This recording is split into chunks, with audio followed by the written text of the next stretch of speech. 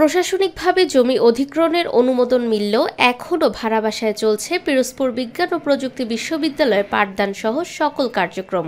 দীর্ঘ সময় পেরিয়ে গেলেও স্থায়ী ক্যাম্পাস নির্মাণে দৃশ্যমান কোনো অগ্রগতি না থাকায় শিক্ষার্থীদের মধ্যে দেখা দিয়েছে হতাশা ও ভোগান্তি। আমরা শুনতে পেরেছি আমাদের স্থায়ী ক্যাম্পাসের জমি অধিগ্রহণের অনুমতি প্রশাসনিকভাবে দেওয়া হয়েছে, কিন্তু আমাদের এখনো জমি অধিগ্রহণের কাজ শুরুই করা হয় নাই। আমরা নানা ধরনের অসুবিধার সম্মুখীন হয়ে থাকি। আমরা বিভিন্ন কালচারাল ফেস্ট বা এডুকেশনাল ফেস্ট ঠিকভাবে পালন করতে পারি না। এছাড়াও নানা ধরনের নিরাপত্তাহীনতায় আমাদের ভুগতে হয়। আশা করি দ্রুতভাবে আমাদের স্থায়ী ক্যাম্পাসের ব্যবস্থা করা হবে। 2019 সালে পিরোজপুর 1 আসনের তৎকালীন সংসদ সদস্যর উদ্যোগে বিশ্ববিদ্যালয় স্থাপনের প্রক্রিয়া শুরু হয়। 2022 সালের 29 মার্চ সংসদে বিল পাশের মাধ্যমে আনুষ্ঠানিক অনুমোদন পায়। 2024 সালে 4টি বিভাগ গণিত, পরিসংখ্যান, মনোবিজ্ঞান ও কম্পিউটার বিজ্ঞান ও প্রকৌশল নিয়ে পাঠদান কার্যক্রম শুরু হয়। বর্তমানে পিরোজপুর শহরের একটি ভাড়া বাসায় ক্লাস চলছে। প্রশাসনিক কার্যক্রম চলছে পিরোজপুর ও ঢাকায় ভাড়া নেওয়া দুটি অফিস কাম গেস্ট হাউসে।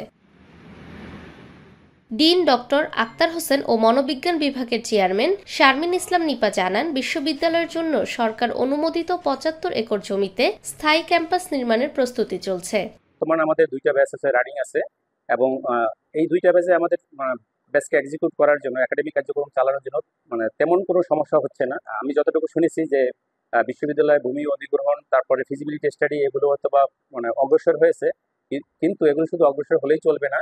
এগুলো আসলে বাস্তবে রূপ দেওয়ার জন্য ঊর্ধ্বতন কর্তৃপক্ষের নিকট আমার আবেদন যে অতি দ্রুত ফিজিবিলিটি স্টাডি শেষ করে বাউন্ডারি জমির 75 একর যে জমি আছে, জমির চারিপাশে বাউন্ডারি দেওয়া, এবং পরবর্তীতে কম করে হলেও 2 থেকে 3টা ভবন যেন খুব শর্টলি করা হয়।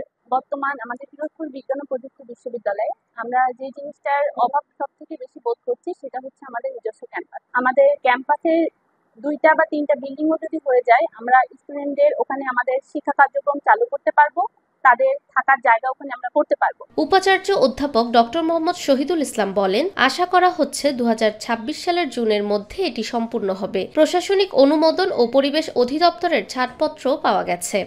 আমি আশা করছি যে আমাদের যে টার্গেট জুন 2026-এর মধ্যে আমরা এটা সাবমিট করতে পারবো, এবং সেটা প্রক্রিয়াধীন আছে। এবং বিশ্ববিদ্যালয়ের জন্য সদর উপজেলায় 75 একর জমির প্রশাসনিক অনুমোদন পাওয়া গেছে, এবং যেখানে পরিবেশ অধিদপ্তরের ছাড়পত্র পাওয়া গেছে, এবং যেখানে আমরা 50 বছরের একটা মাস্টার প্ল্যান করব, যেখানে ক্যাম্পাস মাস্টার প্ল্যান এবং একাডেমিক মাস্টার প্ল্যান থাকবে। আমি আশা প্রকাশ করছি অতি দ্রুতই আমরা এই কাজগুলো সম্পাদন করতে পারবো, এবং বিশ্ববিদ্যালয় তার স্থায়ী ক্যাম্পাসে আমরা যেতে পারবো। সংশ্লিষ্ট কর্তৃপক্ষের কাছে শিক্ষক, শিক্ষার্থী ও অভিভাবকদের দাবি, দ্রুত স্থায়ী ক্যাম্পাস নির্মাণের কাজ শুরু করে একটি পূর্ণাঙ্গ বিশ্ববিদ্যালয় প্রতিষ্ঠা করা হোক।